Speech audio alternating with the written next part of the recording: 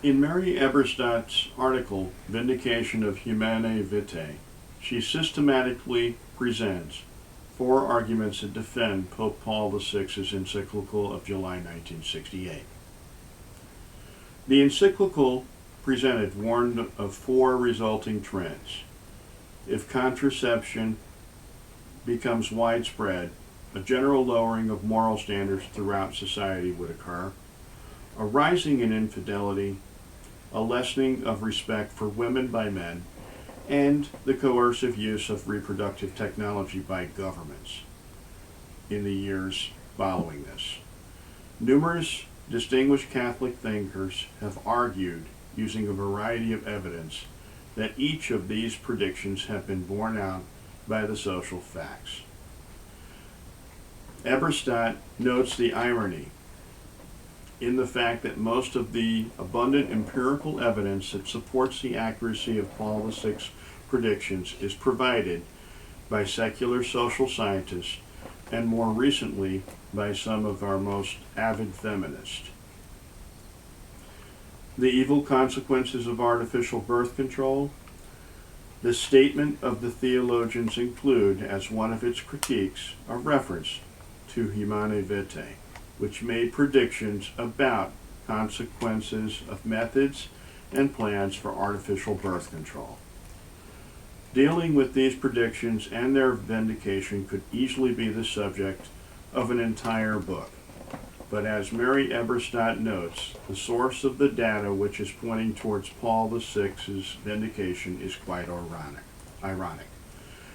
Certainly, the divorce records of the generation following the sexual revolution and the widespread increase of sexually transmitted diseases, as well as out-of-wedlock pregnancies, gives not just anecdotal but statistical weight to the late pontiff's prediction that infidelity would increase, and as Mary Eberstadt remarks, those who suffer the greatest fallout from the increase in infidelity and the deterioration of the family are most often women and children.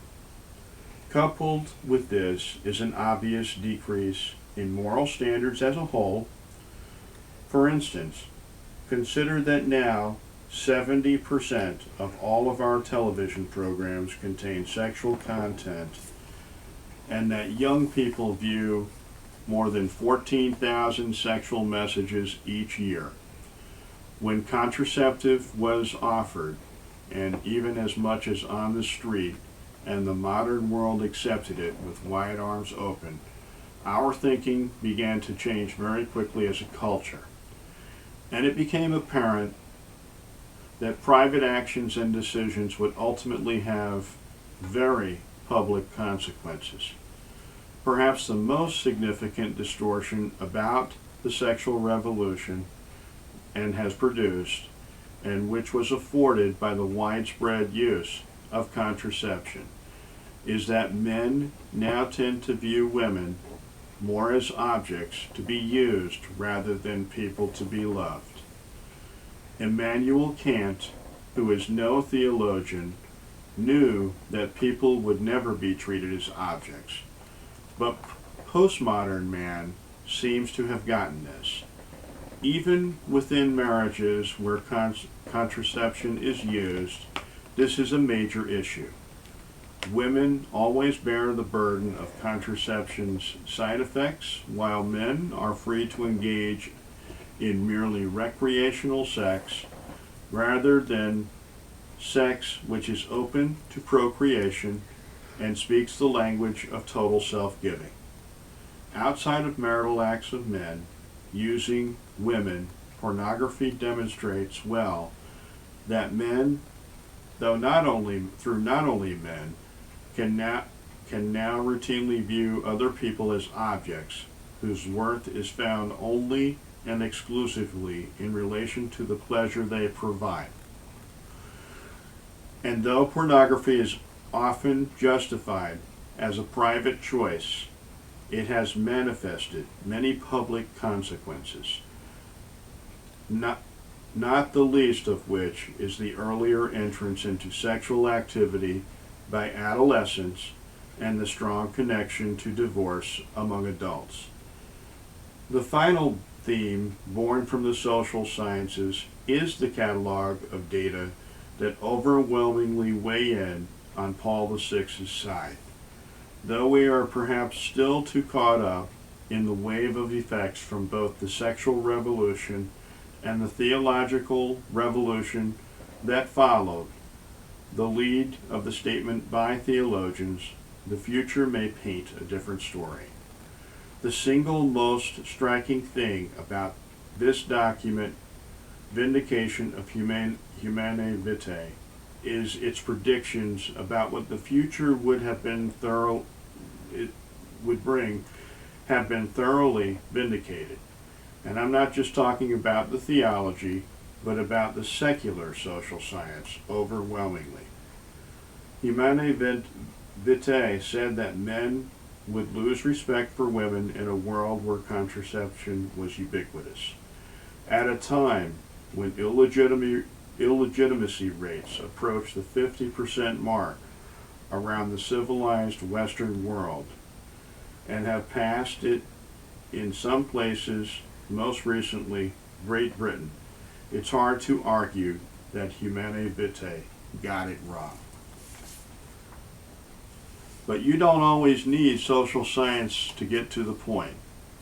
If you read, say, most contemporary women's literature, fiction and nonfiction, you can get a long litany of complaints about men.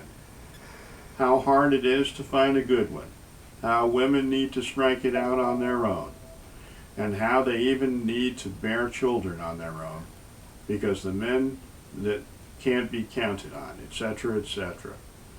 I go through a lot of this kind of literature because it represents evidence of a different sort that something has really run amok between the sexes. Whether you look at popular culture or social science, the predictions of Humanae Vitae hold up better than almost anyone could ever give it credit for.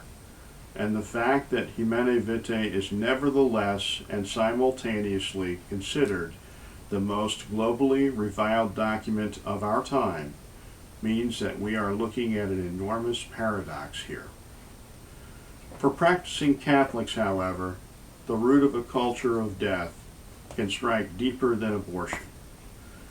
The watershed issue these days for Catholics is not abortion, but contraception. For contraception places before us the central issue of our age. Who has dominion over man? Man himself or God?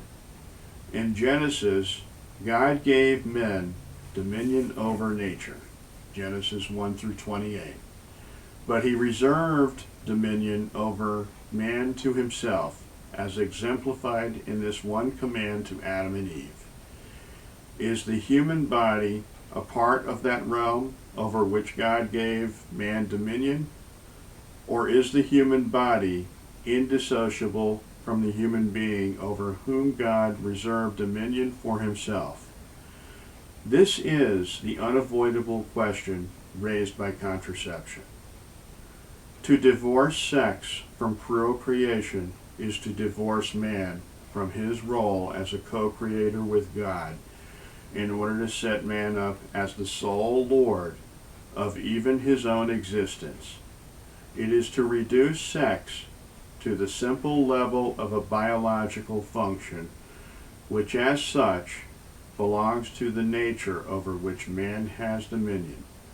In doing this, man gives himself the warrant to define for himself what is good and what is evil in all matters pertaining to sex, and thus to life and death. To the man, and even more to the woman, who claims contraceptive control over his or her own body, abortion is but the logical and even necessary corollary to such a notion of control. These arguments discussed in Mary Eberstadt's Humanae Vitae signal the beginning of the turnaround toward a faithful acceptance of Paul VI's Humanae Vitae encyclical and the Church's long-standing teaching on contraceptive and marriage and abortion.